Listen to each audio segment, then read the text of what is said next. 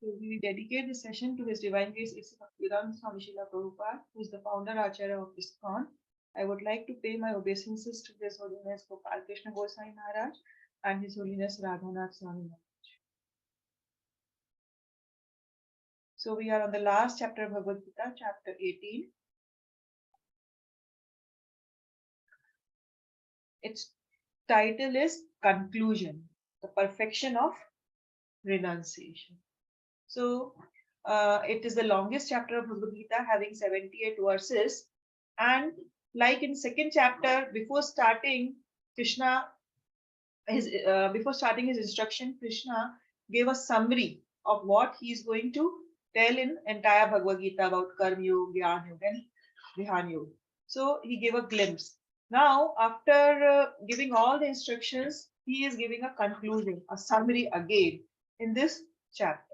And it is titled as the perfection of renunciation because we all throughout the Bhagavad Gita have studied that we have to renounce the fruits of our action, and for whom we have to perform our fruit, any action, and give the fruits to Krishna. That is, we have to perform devotional service. So we have studied that perfect renunciation is when we are not attached to the fruits of our work and we are doing everything in Krishna consciousness. That is perfection.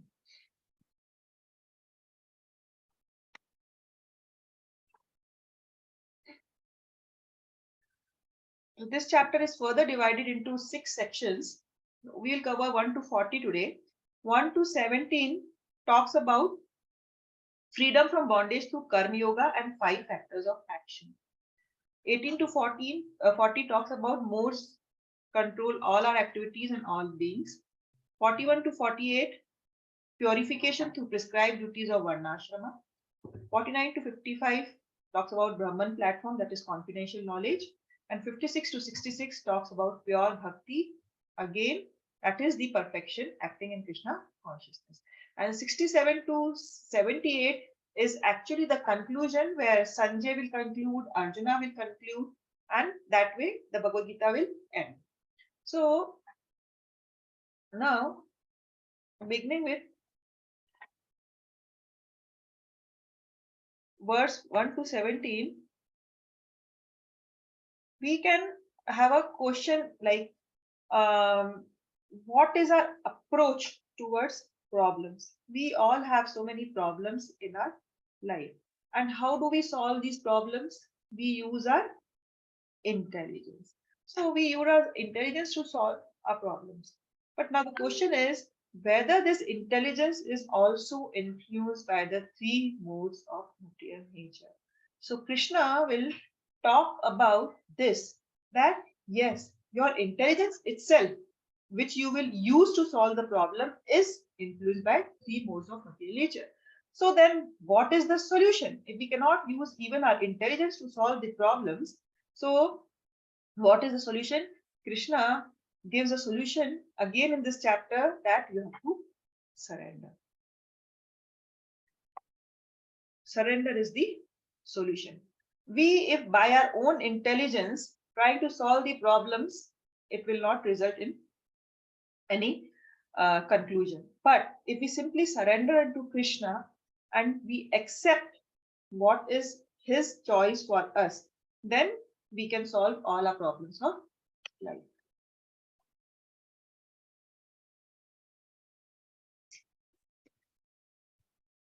So what is the gist of this particular section? Freedom from bondage through karma yoga. Again, we have studied this in karma yoga section, chapter 3 and 5, that we have to perform our actions in the mood of renunciation. That was karma phala sannyas, and one was karma sannyas. So Krishna there also told us that karma phala sannyas is better than renouncing the action itself. So we have to perform the prescribed action in the mood of renunciation. Is always better than renouncing the action itself. Because in that chapter, he also told that we as a spirit soul is very active and we cannot remain without doing any kind of work. So we have to perform action. And we all know that action is a reaction. So how to counteract that? So we have to perform the action in the mood of renunciation. That we have to perform the action for the satisfaction of Krishna. So that is the gist of this section, which Krishna is again explaining in this particular section of this chapter.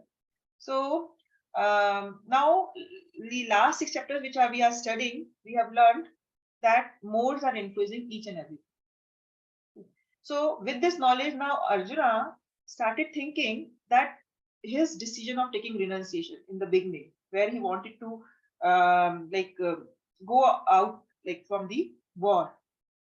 So he is now started thinking again that was that also influenced by the 3 modes of material nature. So he questioned himself. He was acting in mode of ignorance then. So he started inquiring about this with Krishna again. So this chapter again starts with a question from Arjuna.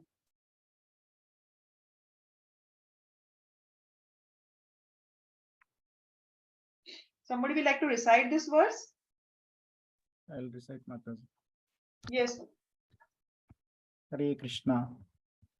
Arjuna's inquiry on sannyasa and tyaga.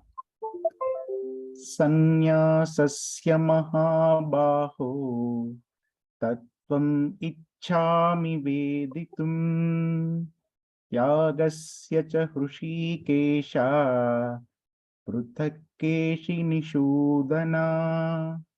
Arjuna said, O mighty armed one, I wish to understand the purpose of renunciation, tyaga, and of the renounced order of life, sannyasa. O killer of the Kesi demon, master of the senses. Bhagavad Gita 18.1. Thank you, Shanmugha. So Arjuna is asking, O mighty armed one, I wish to understand the purpose of renunciation. What is the main objective if somebody is doing some tyaga, and of the renounced order of life? Actually, he is wanting to know the difference between the two, and he is again telling Krishna as Rishikesh and Keshi Nishudan here. Why? We all know the meaning of Keshi Nishudan. Kill the demon Kesi. And here Arjuna wants Krishna to kill the doubt which has arisen in his mind again. Like the same thing. He's always confused that when he wanted to renounce, was that in mode of ignorance? What should he do now?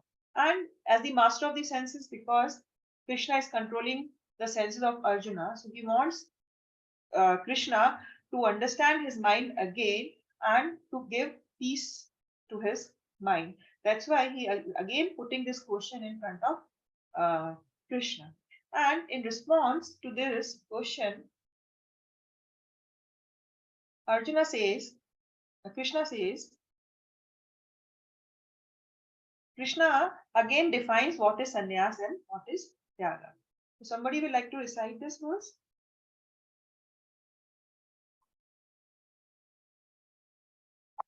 I will recite, Mataji. Yes, Ashok. Shri Bhagavan Uvacha Kamyanam Karmanam Nyasam Sannyasam Kavayo Viduhu Sarva Karma Phalatyagam Rahustyagam Vichakshanaha. The Supreme Personality of Godhead said, the giving up of activities that are based on material desire is what great learned men call the renounced order of life, sannyasa. And giving up the results of all activities is what the wise call renunciation, tyaga. Bhagavad Gita 18.2. Hare Krishna. Thank you, Vishal. So Krishna replies that if one is accepting the renounced order of life, we all know that he is giving up all the material activities. These material activities, their motive is some material desire. So the basic definition of sannyas is when somebody is giving up these activities. And what is renunciation or what is tyaga? So tyaga is when one is giving up the result of these activities. So this can be done throughout a life in any ashram. For example, in Grihastha ashram, if somebody is working in a factory and earning something, but if he is in Krishna consciousness, then he is using that fruits of his work for maintaining his family, and then he is always engaging his money in propagating Krishna consciousness and devotional services. So that way he is sacrificing the results of his activities and he is doing tyaga. So that can be done throughout our life. But at a stage when we have purified our mind and heart and we are on the elevated Brahman platform, that time we can give up all activities and accept the renounced order of life. Till then, we have to keep doing our activities as we have learned before also for purification of our heart. So this has to be carried out. So to differentiate between these two, we can understand that there are two types of activities. One is Nitya Karma. Nitya Karma is daily obligatory activities which have been prescribed by the scriptures. And one is the word used here in this shloka is Kamya Karma. Kamya Karma are activities for fulfilling particular personal desires.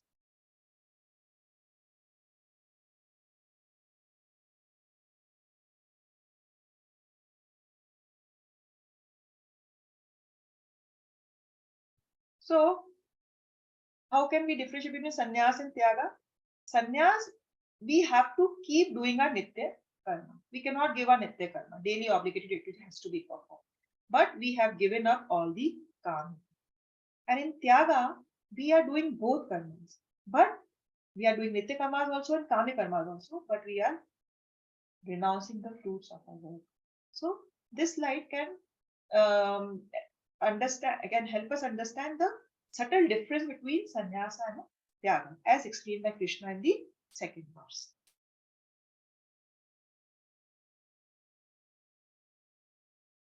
Now, in verse number 3 and 4, after giving his opinion, Krishna gives opinion of some learned people. So there are two opinions about tyaga by great transcendentalists. Some of them say that give up all the activities because all the activities are faulty.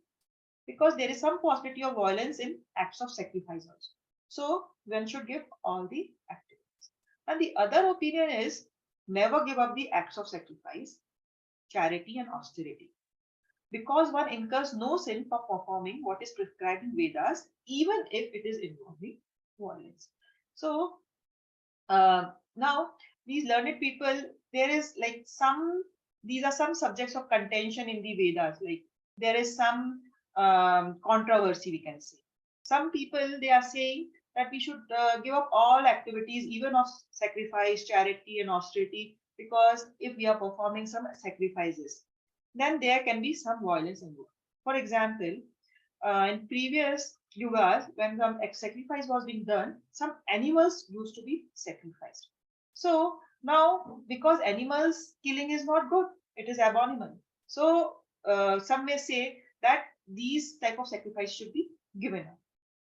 But we all know that animal killing is sometimes allowed in the Vedas, and it is said that the animals which are killed in the sacrifice, they get a new life. Even maybe a life of another same animal, or they can be elevated to human form of life also. So that is beneficial for that animal who is being sacrificed. So that is their point. So these are always a point of confusion in these opinions in the Vedas, because some are saying that sacrifice should be given up because they may involve violence. Some are saying no, they should always be performed because they are according to Vedas and nobody will incur sin because they are following Vedas. So after giving the opinion of these learned people, we all know that the final verdict will be given by Krishna because he is the authority of the Vedas. He knows the Vedas, he's the compiler of the Vedas, he's the goal of the Vedas. So in the next verse, Krishna gives his opinion. Somebody like to recite this fifth verse?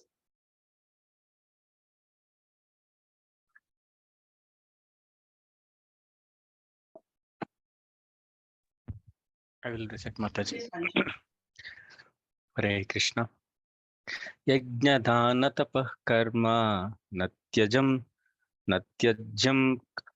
karyam evatat Yajno dhanam tapaschaiva pavanani manishinam. Acts of sacrifice, charity, and penance are not to be given up. They must be performed. Indeed, sacrifice, charity, and penance purify even the great souls. Bhagavad Gita 18.5. Thank you, Rajshri. So now Krishna is giving his verdict and conclusion that acts of sacrifice, charity, and penance should not be given. They must always be performed because these acts purify even the great souls. So these acts, as far as they are helping us in elevating ourselves in spiritual life, they are benefiting us. They are giving us a platform that we can perform everything for Krishna.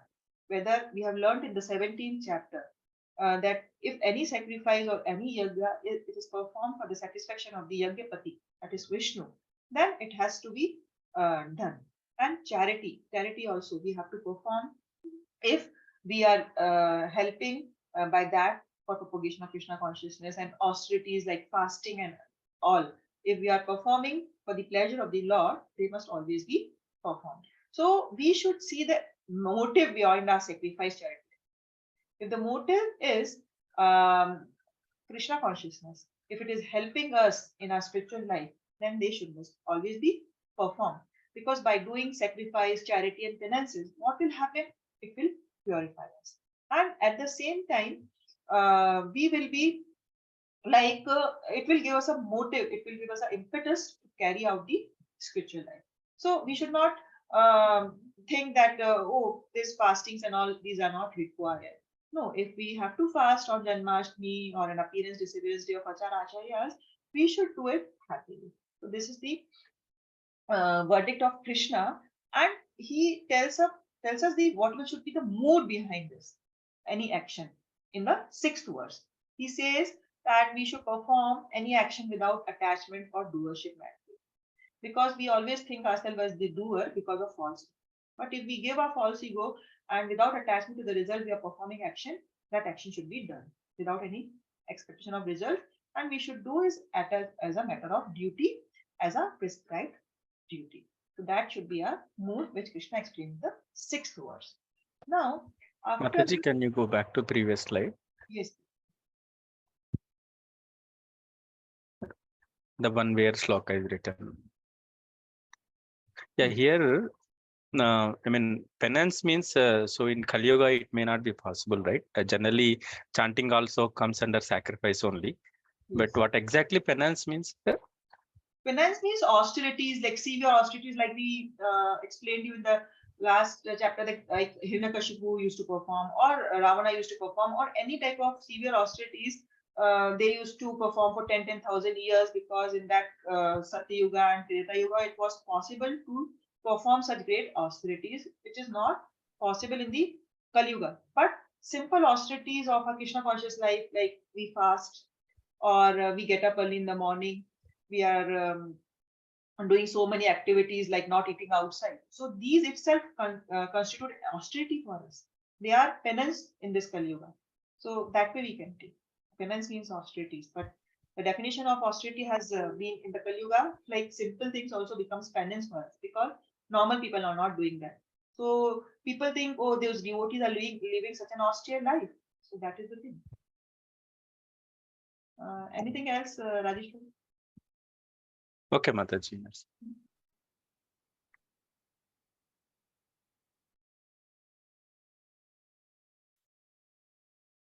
So now Krishna again comes to 3 moods, and he starts explaining that this renunciation is also affected by the 3 moods.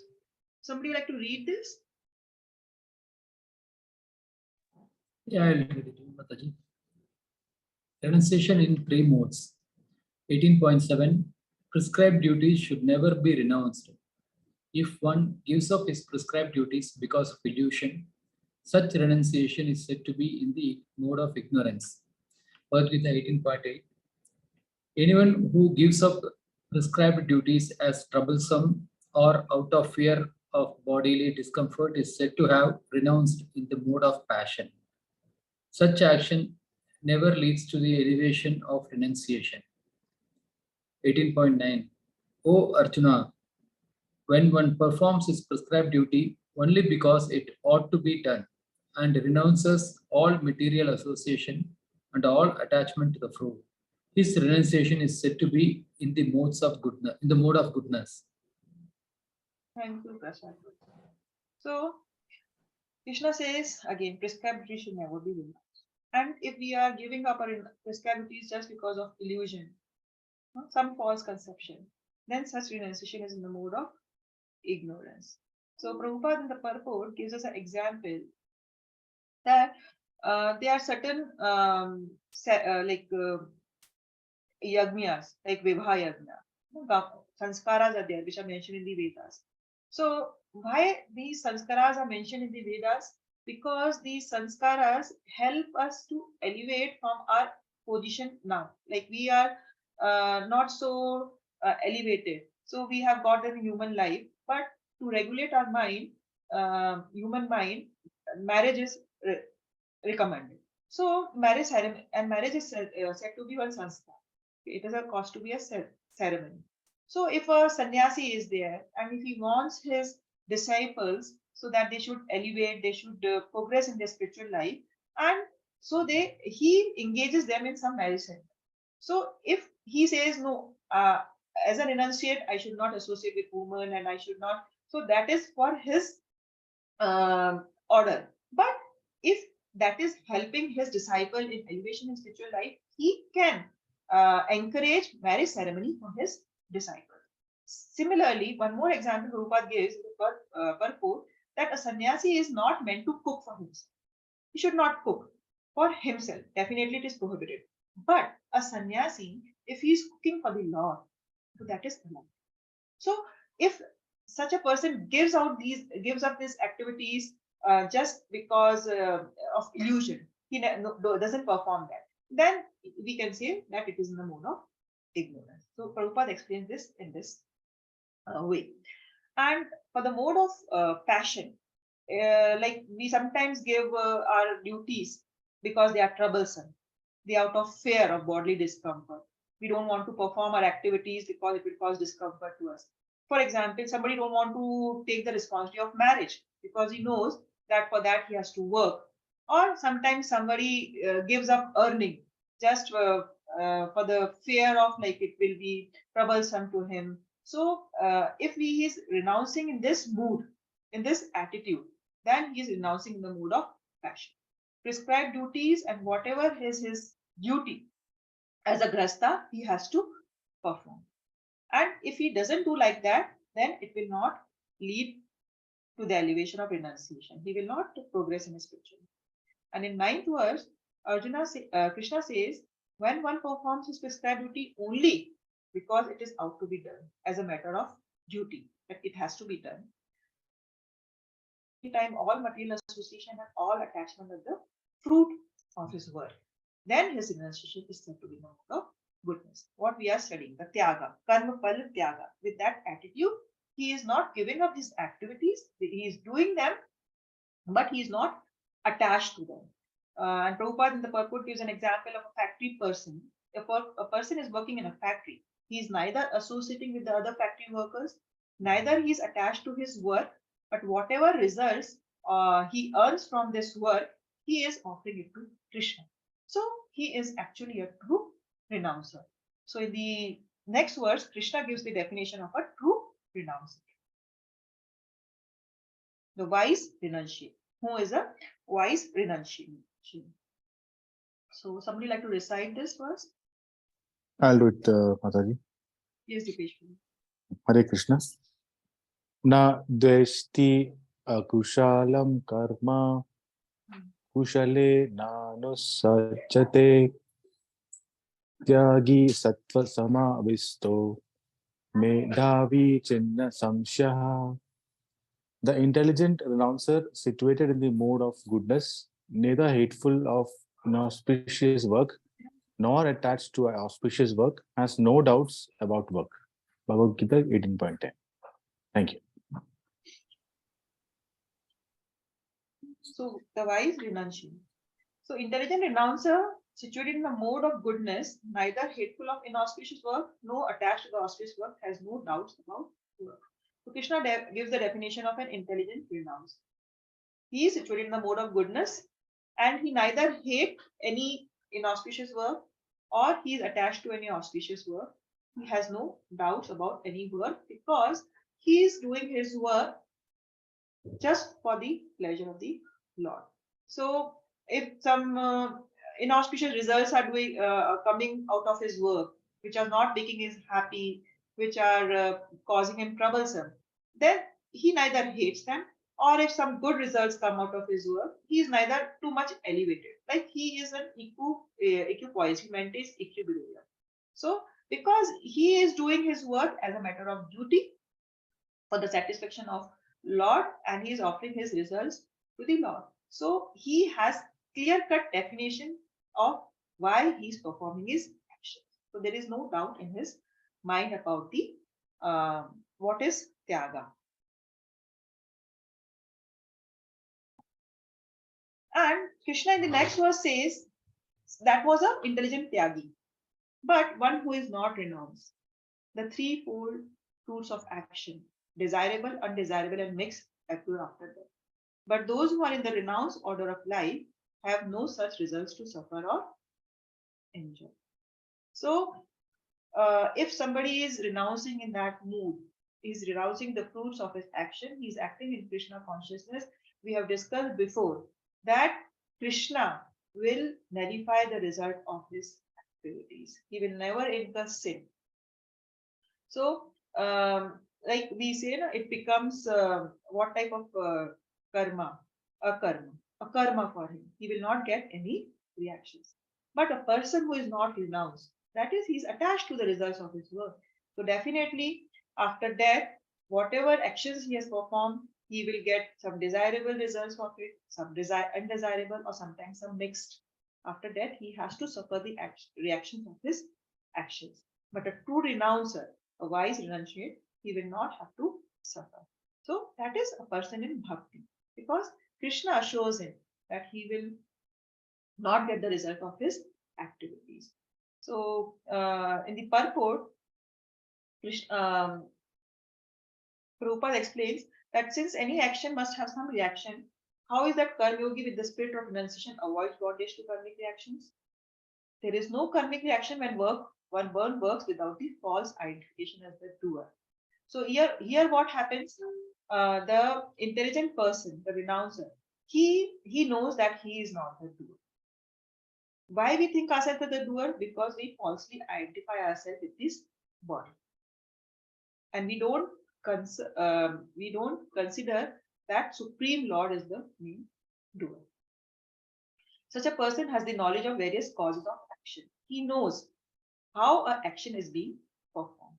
And so as to establish this principle, Krishna is explaining about this action in the next 5 verses.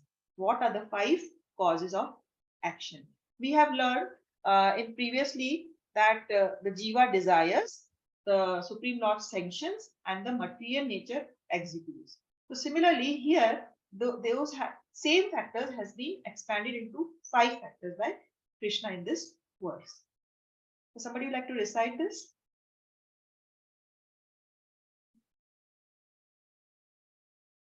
I will read, Mataji. Yeah, go ahead. Go ahead, go ahead. Go ahead, Ashok Prabhu. No problem. The 5 factors of action. Adhishthanam tatha karta karanam cha prutavigavidham vividascha prutak cheshta daivam chaivatra panchamam.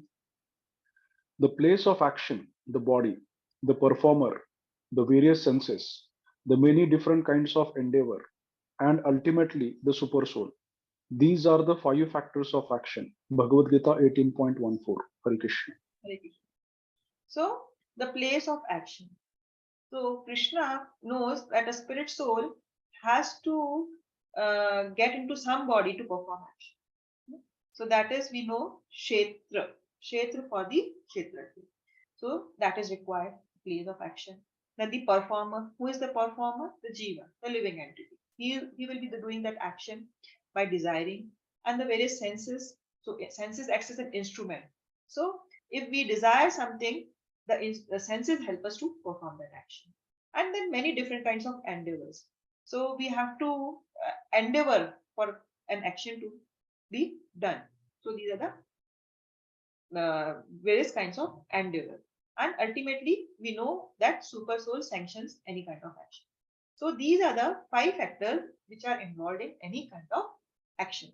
So we can see like it has been little bit expanded form of like, the body and the senses we can constitute as the material nature, and the jiva is the performer, super soul is the Paramatma, and the different kinds of endeavors means like whatever is the impetus behind that action, or whatever efforts we will put into those actions by our mind and all. So that can be like all these 5 things, they make the factors of action, and we all know this slide. So these 3 have been expanded here into these 5 factors here. And so in these 3 verses, Krishna again explains them in detail. He says that whatever right or wrong action a man is performing, we perform our action by our mind. We all know by our mind also, and by our body, and by our speech. Sometimes our speech is faulty, it is annoying to others. Sometimes it is very giving pleasure to others. We have learned that our speech should not cause anxiety to others. So if it is not causing an anxiety to others, it is a right action performed in the speech. But if it is causing anxiety to others, it is a wrong action performed in this. Similarly, we can hate somebody by our mind. We can love somebody. So many things are going on in our mind which are right and wrong. And sometimes with our body also we perform so many actions, like we can kill somebody, we can hit somebody. So that is a wrong action. So whatever action we are performing by body, mind, and speech is actually being done by these 5 factors. So 16th verse, Krishna says that one who thinks himself the only doer, we all have learned this. Kartaham iti manyati, 3.27. Prakriti kriyamanami gunakarmani sarvesh. So there, if we think ourselves as the doer, then we will get the effect of that. Such a doer will not think of these 5 factors. He will not consider that these 5 factors are responsible for any action. And such a person who is thinking himself as the doer is not very intelligent, and he cannot see the things clearly. So he is considering himself as the main factor. But if he has a non-doership mentality, then a person who is not motivated by false ego, his intelligence is not entangled. His intelligence is clear in the mode of goodness. Though he kills man in this world, does not kill, nor he is bound by his action.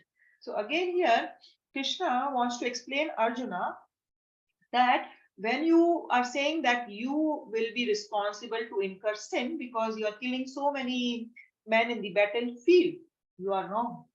Because here you are motivated by a false ego. You are thinking that you are going to fight this war and you are going to kill all these people and you will incur sin.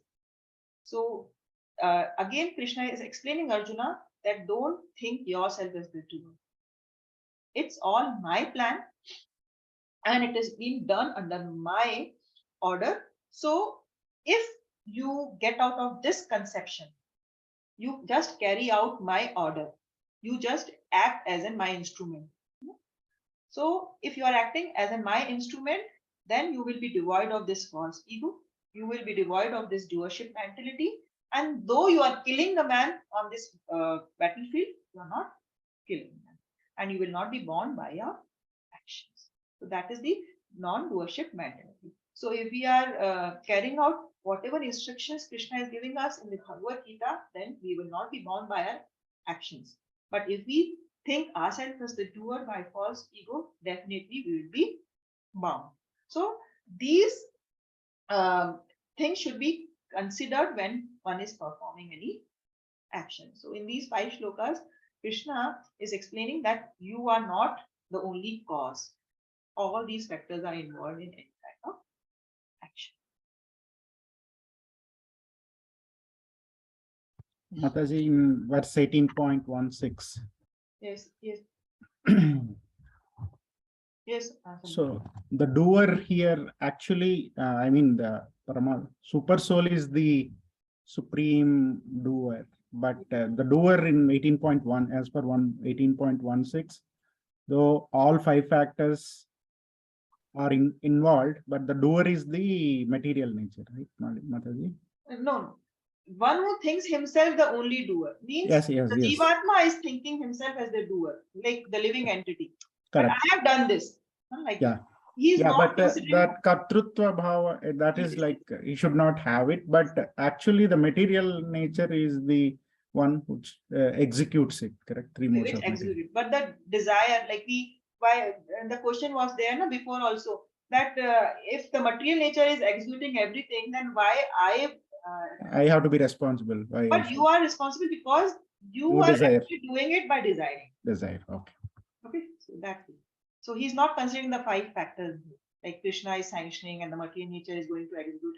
Like we discussed this with one example also before. We have the vocal voice box. We have desire to speak, but sometimes when we have disease, sometimes cancer of voice box, so that material nature at that time will not facilitate us. So though we have the desire to speak, because our body is not acting, we will not be able to speak. And sometimes we have both. But still, if Krishna is not sanctioning, we will not be able to speak at that particular time. So we have to consider that all these 5 factors, they have to work together for an action to be performed. Now again, Krishna comes to the mode and he says that mode is controlling all our activities, whatever actions we are performing, and all beings means all living entities. So the question comes, are these controlled by material nature? So here again, new things comes up. Is our knowledge influenced by material nature? Is our work influenced by material nature? Doer, intelligence, and determination. Are all these also controlled by material nature? So the answer is yes. So from verse number 20 to 35, Krishna explains all these things in all the 3 modes. So in the last chapters, we have discussed like sacrifice in 3 modes, penances in 3 modes, charity in 3 modes. So here Krishna now explains knowledge in 3 modes, work in 3 modes, doership in 3 modes, intelligence and determination. So first we have all summarize the goodness part in all the in one. Like knowledge in mode of goodness, work in mode of goodness, doer in mode of goodness, intelligence in mode of goodness, and determination in mode of goodness. So if our knowledge is in mode of goodness, so what is that? So Krishna explains that one whose knowledge is in mode of goodness, he will see soul in all the living entities. Like he will not differentiate on the basis of the bodies. So he is seeing, like we have said, like all our soul and super soul is in everybody, like that we have learned before. So we see like all are equal because the same soul is present in all the living entities. Similarly, super soul is also there in all the living entities. So when we have that vision, like that 5.19, I can say. Vidya Vinayasam. 5.18. Pandita Samadarshina. So a Pandit person is looking us, he is not differentiating that it is a Chandala's body, it is a dog's body, or it is an elephant body. So he is seeing the presence of soul in all the living entities. So when a self-realized person has that consciousness, his knowledge is said to be in the mode of goodness. So this is the definition Krishna gives in this verse. Now, in how the work is in mode of goodness. So if it is regulated, if the work is with detachment, there is no desire for fruits, that work is said to be in the mode of goodness. And when the doer is very determined to perform his activities, he is very enthusiastic to perform his activities. He is not under any false ego. He is unwavering, he cannot be disturbed by anything, any challenges, then that doer is in the mode of goodness. And intelligence, what intelligence is in mode of goodness? When one is able to distinguish like what should be done, what should not be done, what should be feared and what should not be, and what is binding and liberating. If his intelligence can differentiate between these, then his intelligence is in the mode of goodness. And about determination, if our determination is unbreakable, it is sustained by the practice of yoga, as we all do Sankirtan Yagna, we are doing chanting and all. So we are determined to complete our 16 rounds daily. We are able to control our mind, senses, our life, everything. Determined. So we are very determined to do these things. Then we are in the mode of goodness. Then next, mode of passion. All the 5 things in mode of passion. So if our knowledge is in mode of passion, what we will do? We will differentiate living bodies, living entities, which are residing in different bodies. On the basis of bodies, we will differentiate. So we will differentiate like this is an Indian, this is an American, like on the basis of body, or this is a Shudra, this is a Vaishya, like that. So like we will see the body, not the soul. Then our knowledge is in the mode of passion. And what about work? If somebody is doing hard work, like he doesn't know why he's working like an ass, which we have discussed before. So he's performing hard work without any consideration that why he's working, just for the purpose of sense gratification. If he's doing his work out of false ego, if he's doing his work to gain something in this material world, then that work is under mode of passion. And if he's an attached doer, if he's a very greedy doer because he is working for some material results, he's envious of the other living entities.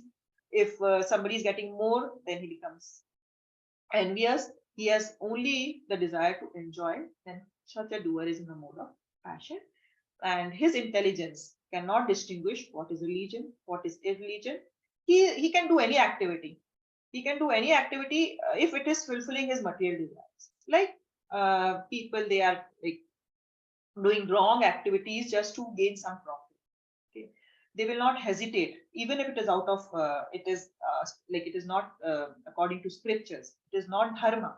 They will do adharma also to gain something, and he doesn't know like which action is to be done and what should not be done. If it is intelligence cannot distinguish this, then he is in the mode of passion. And what about determination?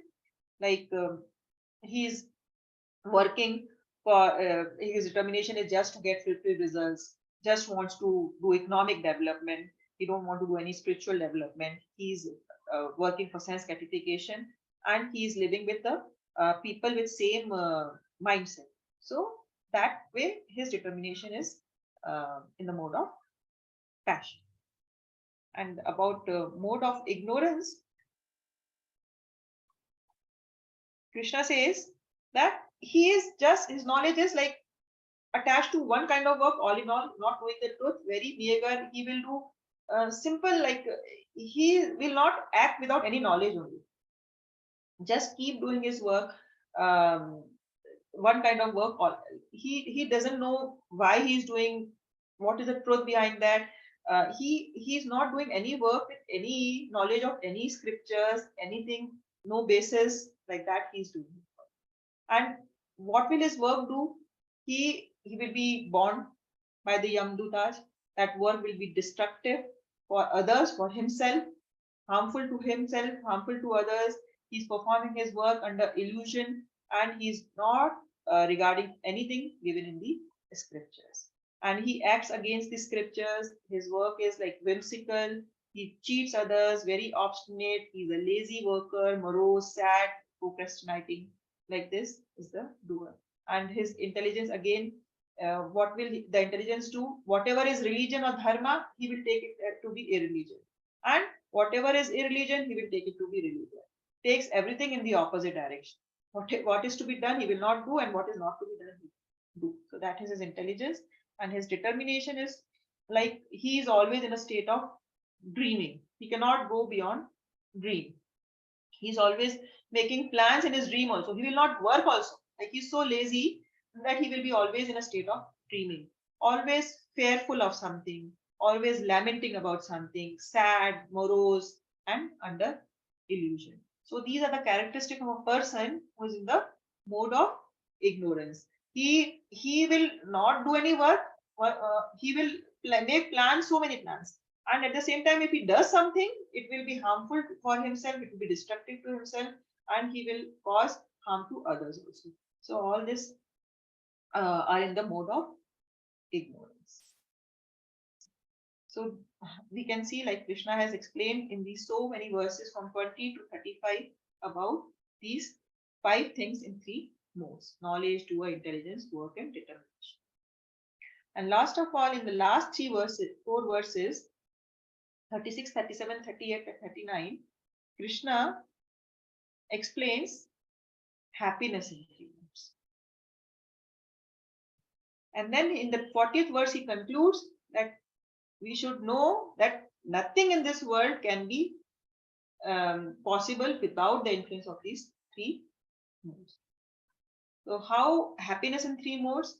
So we all know these verses, that if something is like very troublesome to us in the beginning, like it looks as poison to us in the beginning, but its end is like nectar, and we are doing it out of duty, and we are self-realized. We are doing it in that mood. Then we are acting in the mode of goodness. That happiness which we get out of it, it is in the mode of goodness. For example, when we initially start our devotional activities, like start getting up in the morning, chanting, we avoid eating onion and garlic, we give up so many things, we give up watching TV, going to movies, cinemas, and whatever we have been doing so far, it looks as poison to us. It looks as troublesome to us.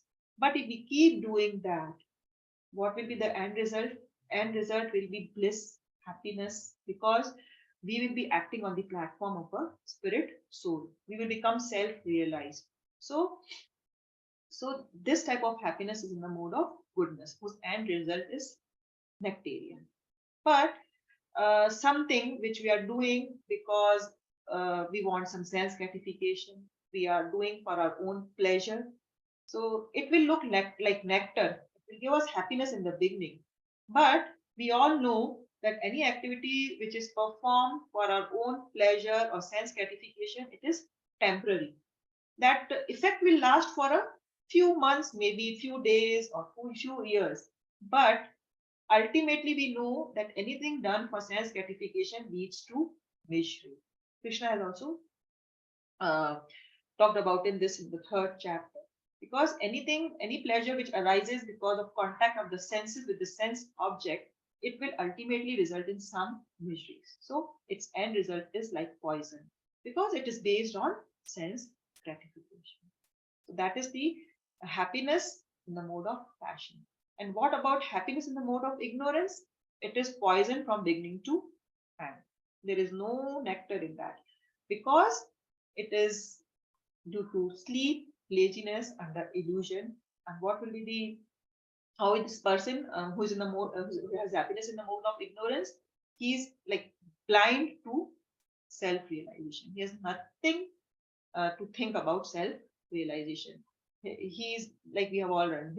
He cannot be happy neither in the beginning nor in the end, because he's acting out of ignorance. He's very sleepy, he's very lazy, and he's illusion person. So that way, Krishna has explained all these things in 3 modes, and this is the last slide for today. Hare Krishna. So if any comments or any questions. Looks like Mataji, chapter 13 and 14 forms very strong foundation for understanding of the later chapters, even former chapters. Because after that, Krishna has mostly explained about the modes only. Like 16th chapter and 17th chapter, the divisions of faith were there, and in 16th chapter, demonic and demon, like divine natures were there. They were also discussing about these modes only, like what will be the mode of a demonic person, how is a divine person acting, how is a faithful person acting, how is a faithless person acting. And then we discussed sacrifice, charity, penance, everything in 3 modes. And here Krishna is now again elaborating the modes. So we can derive that the importance of modes, how modes are affecting us. And Krishna's first instruction is to go beyond this modes. So that's why he's explained so much about modes in the last 6 chapters of Bhagavad Gita. So he's giving us knowledge about these modes so that we can try to get out of these modes, the influence of these modes on us. Yeah, and this chapter and Devahuti and Kapila Dev, In Bhagavad that discussion. Yeah, these three actually helping to relish Bhagavad Gita more, and we are studying again. Yes, yes, yes. Yeah. So there is certainly difference between knowing about this and before knowing and after knowing about this. Yeah. Okay, and like I just end this.